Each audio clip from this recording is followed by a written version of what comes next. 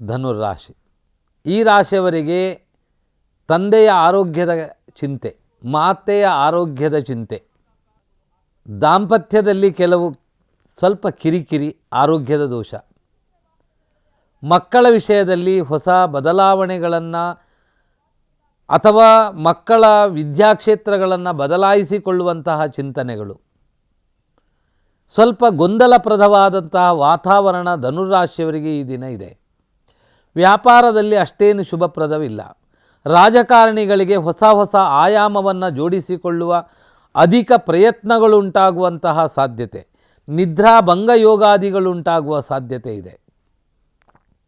ಆರ್ಥಿಕ ಸ್ಥಿತಿಯಲ್ಲಿ ವ್ಯತ್ಯಾಸ, ಧನ ನಷ್ಟ ಯೋಗಾದಿಗಳು ಕಾಣುವಂತಹ ಸಾಧ್ಯತೆ, ಶುಭ ಕೆಲಸಕ್ಕಾಗಿಯೇ ಧನವ್ಯಯವಾಗುವ ಲಕ್ಷಣವೂ ಅಧಿಕವಾಗಿದೆ.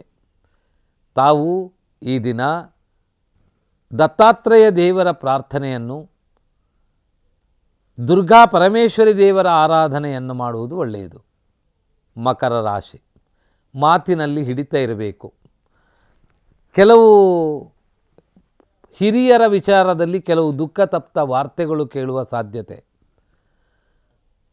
ದೂರ ಸ್ಥಳ ಪ್ರಯಾಣ ಮಾಡುವ ಅವಕಾಶಗಳು, ಆರ್ಥಿಕ ಸ್ಥಿತಿಯ ಏರುಪೇರುಗಳು ಕಾಣುವಂತಹ ಸಾಧ್ಯತೆ, ಆದಾಯಕ್ಕಿಂತ ಖರ್ಚು ಜಾಸ್ತಿ ಆಗುವಂತಹ ಸಾಧ್ಯತೆ ಉಂಟಾಗುತ್ತೆ. ಬಹುತೇಕವಾಗಿ ತಾವು ಈ ದಿನ ಮಿಶ್ರ ಫಲವನ್ನು ಪಡೆದುಕೊಳ್ಳುವ ಯೋಗ ಮಕರ ರಾಶಿಯವರಿಗೆ ಜಾಸ್ತಿಯಾಗಿ ಕಾಣಿಸ್ತಾ ಇದೆ. ಸಮಾಧಾನವೇ ವಿಶೇಷವಾದ ಪ್ರಧಾನ.